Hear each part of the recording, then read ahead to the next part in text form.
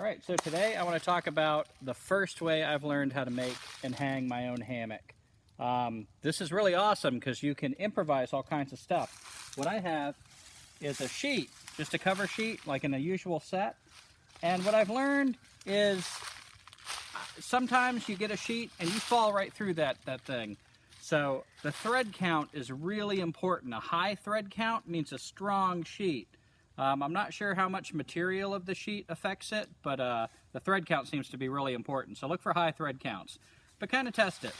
So I've hooked up half of it on this half. I've already got that hooked up because what I'm going to do on this end is exactly the same thing, so it's redundant. So I'll show you what I did on this end.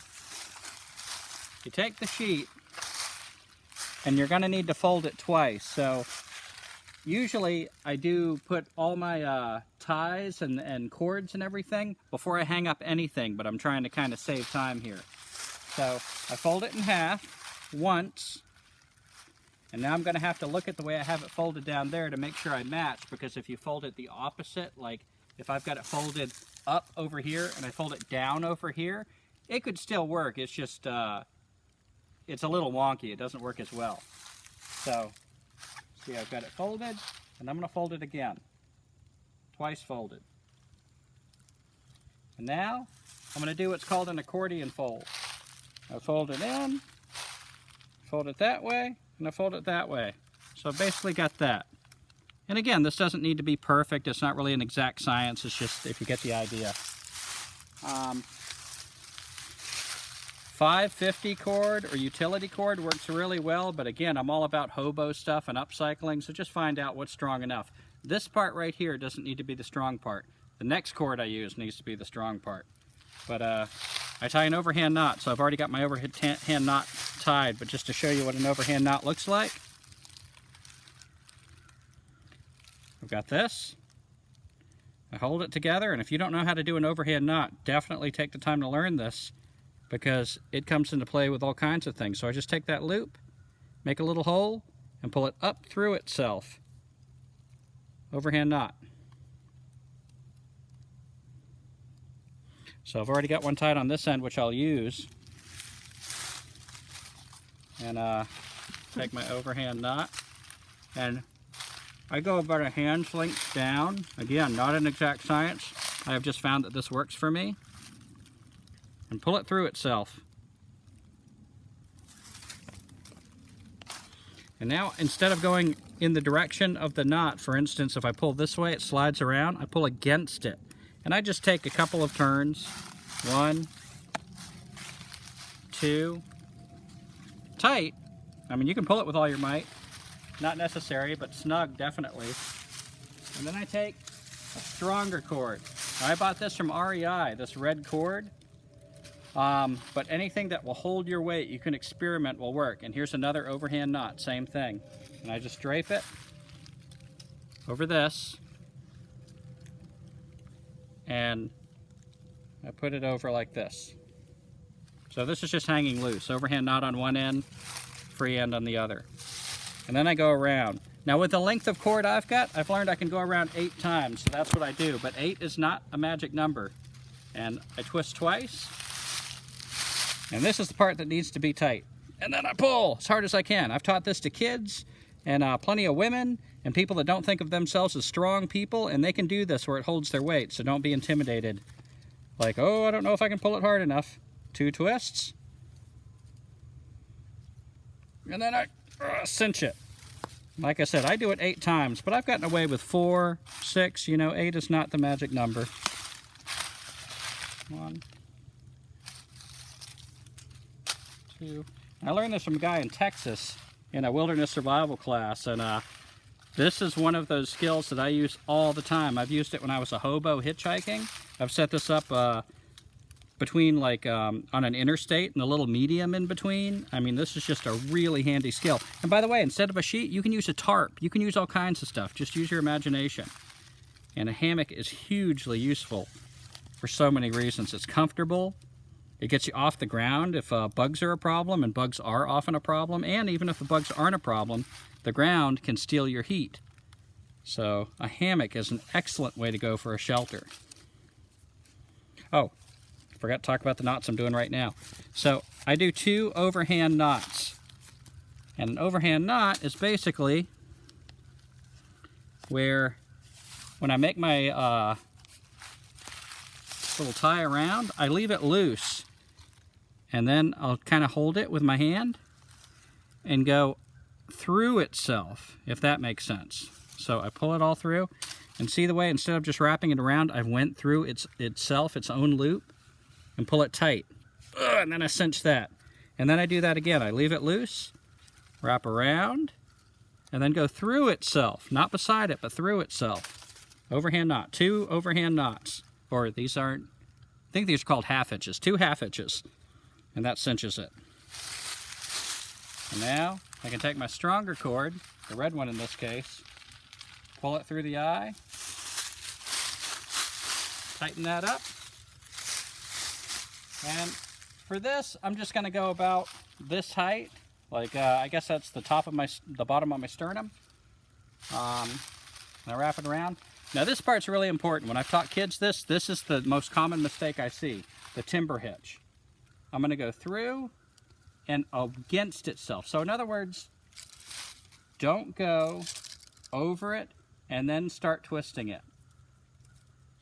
Like around that way. First, complete the circle. Come back towards itself. You've made a circle. The most common mistake I see is people start winding it that way, and that might not hold, but this will. This is the timber hitch. And again, this is a knot that can be used for a lot of different purposes. It's a good one to know. I just pull it through, and if it's not enough space, I pull against it to make like a little space. Pull it through. And again, this is one of those things, there's no magic number. Just kind of, you know, I figure if I've got the cord, I might as well pull it through and make it even more secure. So, pull it through. And what I'm after with the height of my hammock is I want it to be as low as possible. This looks pretty high right now, but when I get in it, it's going to cinch all the knots and get lower. But what I ultimately want in the end is it just to be high enough to keep off the ground. If I feel the ground, if I'm rubbing on the ground, that'll wear a hole in my hammock. I need to raise it up a little bit, but no more than I need. And I check and make sure there's no big rocks. If there's anything I can move, I get out of the way. Although I have done this over big rocks and been fine when I need to, but if I can make it safe, I make it safe. So to get in it, we got 2 folds in the sheet. I take these folds, and hope you can see this. Here's a fold, and then here's a fold. So it's 4 ply right here. And then I'll sit in the middle and just kind of test it. And this will sometimes be wide enough. I'm not really taking the time to unfold it, but for a little day bed. So that looks pretty narrow right now, but if I just took the time to widen it, as long as it's the daytime and I just need something to lay in, that works fine. What I tend to do when I want a hammock that I might want to take a nap in is 2 ply. So here's the sheet folded, and I'll get in it this way. And see, even though that was at the top of my sternum, it's got me pretty low but off the ground, so this is a pretty decent height. And again, if it settles in and I feel the ground, I immediately will raise it a little bit. But this is a pretty comfortable hammock. And finally, if you've got a strong sheet or tarp, you can open it up. This is what I call the banana layer, because you can wrap right up like a banana. So you can get in this, and just in case I fall through, move your rock, don't crush my dog. But if there's mosquitoes or something like that, often if it's cold and I want extra protection, this is how I sleep. And this is really cozy. So this is my favorite way to camp. I take this if I'm hitchhiking, I take this if I'm backpacking. This is what I do. And it's awesome, because if you've got like a store-bought hammock, of course that's great. But if you need to rely on that, you know, and you lose it or it breaks or something happens, it's so cool to be able to improvise your own hammock. And I'll do another video to show you some tips of like if it rains or if it's cold, because there's little improvisations you can make to improve that, to make it warmer and to make it shed water. So are there any things you want to add, Teresa, or any things you want to ask me? No, I think that's pretty good. You've got what were those called on the tree? What type of knots? The timber hitch is what ties it to the tree, Mm-hmm. and that cord needs to be pretty strong. I bought that from REI, but you don't necessarily need to. Experiment. Mm-hmm. And this doesn't need to be quite as strong, but I finished it off with 2 half hitches where it went under itself, cinched it up. And both of those cords had an overhand knot at the end. Awesome. I know what I was going to say too. The cord that is tied around, like this green cord right here and the black cord on this end, they don't need to be super long because then you'll have a struggle working with them. But these red straps, I think they call it webbing at REI. Like this is what rock climbers use a lot of times.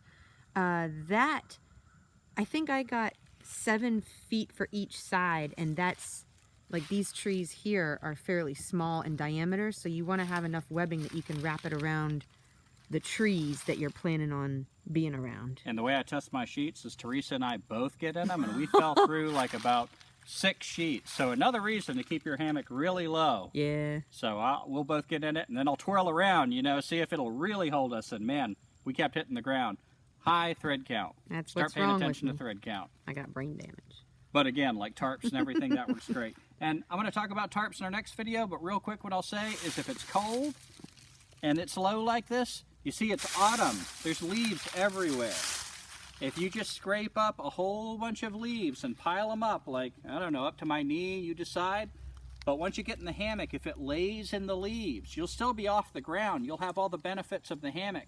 But these leaves will insulate you. So that's what I do in the winter in really cold weather. I'll stick my sleeping bag in here, a couple blankets, whatever I need. But to help it, I'll pile up leaves, and this hammock settles right into the leaves, and that insulates it from the ground. It traps a lot of heat, so that works great for heat. And I'll talk about how to shed water next video. But unless you got something else to add, Teresa, I guess that's it for me. So go out and practice. Like, you're not going to necessarily have a video with you when you go out in the woods. And yeah, practice is everything.